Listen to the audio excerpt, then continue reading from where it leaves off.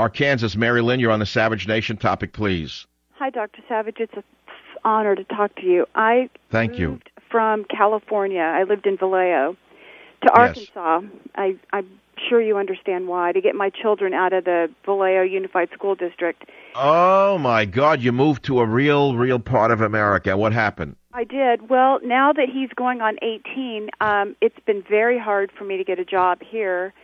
I can't teach because I'm nobody's cousin, in a small town. That's kind of. Oh, you moved into a real backwater, a real hickey area, and they're very, very okay. Got it. Got it. And so he's turning 18 in a few weeks. I have a chance to move to Florida, and he wants to stay. And and I don't want to overmother him, and I respect your opinion because. Well, that's a tough one. Now, you're a single mother?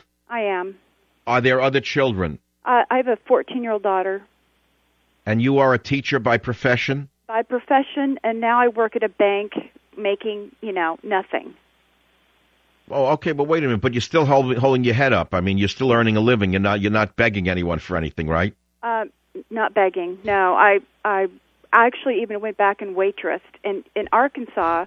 This is a heartbreaking story that a mother with such strength and a desire to hold a family together is doing this. It's amazing to me.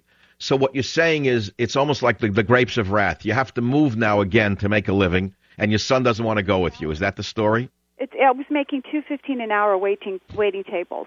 Oh my God! What a disgrace! So hard with a college degree. But so what's waiting for you in Florida? I would be doing marketing. Making $50,000 a year, which is huge money for me. Absolutely. Okay. Now let's start with reality. That's a jump you have to take. If you don't do it, you look back with regret, your life will be over, and you can't let your son do that. You have to sit down with your son, and you have to say to him, do you have any idea what this means to me, your mother? That if I don't take this job, I'm probably going to wind up waiting tables when I'm 50, 60 years old. Do you want that to happen to me? You got to give him a guilt trip. Why does he want to stay there? What, does he have a girlfriend? Yes. See, I knew you would know. Well, I mean, what else is a boy driven by, okay? All right, so there's a way to deal with this as well.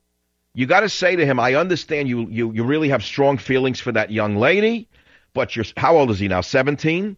17, he'll be 18 in June. And what is he going to do if he stays there, pump gasoline? I don't know. He has a job 1 day a week, and he's failing all of his classes. Well, I'm sorry. So who's going to take care of him if he stays there? He believes he can do it all by himself. Then you have a choice, which is to let him fall by the wayside and come and move in with you in 3 months after you leave, because that's what's going to happen. That's what I thought. I know you don't want to let go of him because he's your flesh and blood, and he came from within your own being. And there's no stronger bond in the world than a mother and her child. And you don't want to leave your cub no matter how old he is. But let me tell you, it's not going to get any easier for you if you stay there. You cannot stay there. You have no choice, by the way. There's not even you have no choice. You have to go. I have to go. Make believe I'm your brother, your older brother, right? You got a $50,000. You're making $2 an hour there. You got a $50,000 a year job waiting for you in Florida, and you have a son who basically thinks he's going to make it on his own when he has no skill, no training, and no job. I'll tell you how this plays out. 3 months after you leave, he's going to be moving in with you wherever you are. He has to go down there. I gave it all up for him to get him out of that Vallejo school district. I gave up teaching, everything, because I could see the writing on the wall. When I drove up there and I saw a school in that Fairfield area with a 300-student melee, I thought, there's no way I can let my son go here. And we had I understand. So now wait a minute. So you moved for your son. I did the same thing in my life. Most of my decisions in my life when I was younger were made for my children. Okay, let's start with that. But there comes a time when you have to put your survival, both mental and financial, ahead of everything. You must. Put down all of the guidebooks and just get practical and real. You got no man in the house. You're the only breadwinner. You have to put that ahead of everything, okay?